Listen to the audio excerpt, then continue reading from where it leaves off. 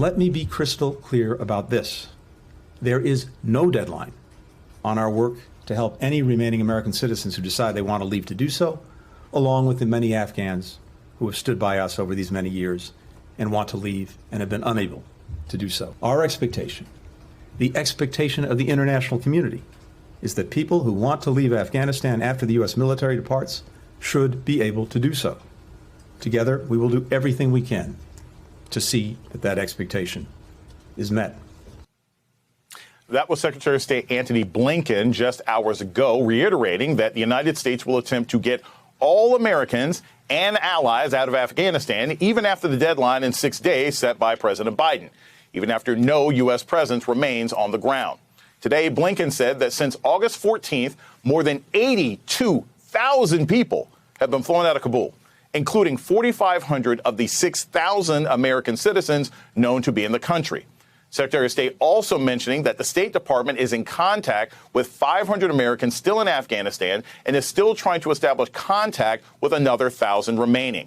All of this amid new reporting from NBC that reveals extreme disgust by officials at the Pentagon, CIA, and Congress over the thousands of Afghans who won't make it out, despite helping the U.S. during our country's involvement in Afghanistan.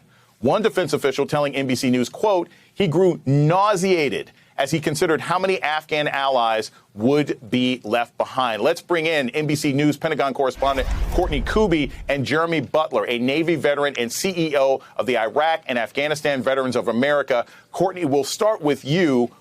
What do we know about the 1,000 possibly Americans who are still on the ground? What is being done to get them out? What is being done to vet them? How much of a priority are they as we're trying to get as many people to safety as possible?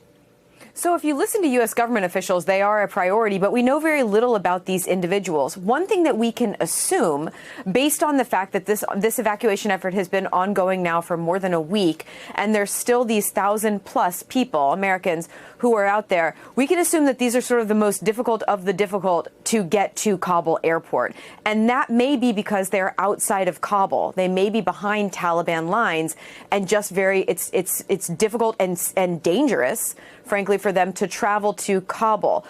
One thing that we've been trying to figure out all week, and we've been asking questions here at the Pentagon and across the U.S. government, is as it gets closer and closer to this August 31 deadline, will the U.S. military begin more efforts to go out and get these people? So we know of at least 3 times so far where the U.S. military has taken helicopters and gone into Kabul to pick up Americans. There was one late last week, one early at the beginning of this week, and then one just last night.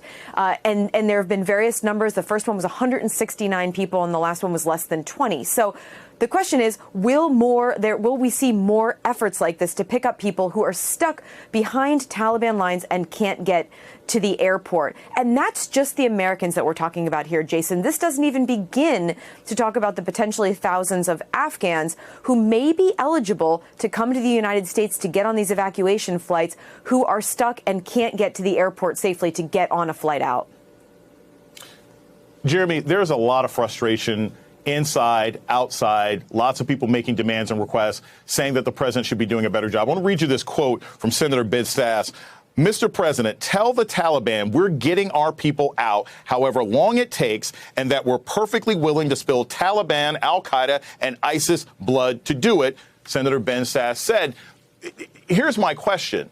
What are some of the complications on the ground? It's very easy for someone in a comfortable office in the United States to say, hey, do what you got to do. They're not the ones getting shot at. They're not the soldiers. What are some of the complications we're still facing on the ground?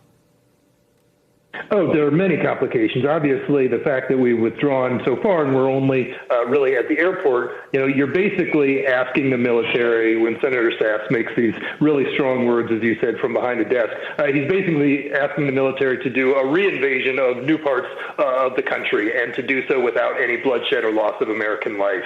That's incredibly complicated. And the most frustrating thing, I think, is that where were these voices, where were these calls weeks, months, and years ago? The special immigrant visa process has been in place for years, since 2008, I believe. We could have been getting these evacuees, these special immigrant visa applicants out so much long ago. while we still had an incredible footprint in the country, and certainly while we still had control of more than just simply the Kabul airport. So it's great that people are waking up to the situation now, but so many of us have been calling for this evacuation to have begun so long ago. And it really would have been fortunate if this had begun not only under the Trump administration, but back under the Obama administration, but certainly under the Biden administration. You know, I think a lot of us had a lot of faith that he would recognize the importance of it and would have started this a long time ago. And I think that's where the real frustration comes from right now. Jeremy, I'm glad you mentioned that point. Where were these voices before? And I'm not attempting to be glib here, but I kind of feel like Afghanistan is like an old TV show that gets canceled, and people who haven't watched are suddenly complaining about it when they hadn't been watching for a long time. They hadn't been paying attention to Afghanistan, and now they want to talk about how and why we're leaving. As a veteran who has served and endangered his life for this country, my question for you is, what do you hope to see over the coming weeks? What would make you happy if you were sitting down right now with the Joint Chiefs, with the President of the United States? What would you want to happen over the next 5 to 6 weeks? Well, one, I hope that we continue to stay in the country as long as possible to get those allies out. I think we all agree that not only are we backing out on a promise that we made, but we really encouraged not just the special immigrant visa applicants, but all the women, the girls that are getting an education, the women that are starting nonprofits. We encouraged them to stand up to folks like the Taliban, and now we're leaving them behind. So the first and foremost is let's stay as long as we can to get them out, understanding that the longer we do stay, the greater risk we're asking our military to make another sacrifice. But then overall, I think in the long run, let's stop with the partisan finger pointing and let's look at the big picture of how we ended up in this place. As you said, the country, the government, Congress, many presidents have forgotten about this war for a long time, and that's why we're in the position that we are. So I hope that coming out of this, especially as we approach the 20th anniversary of the attacks of 9/11, we can really look at the decisions that have been made since that day that allowed us to get to this point.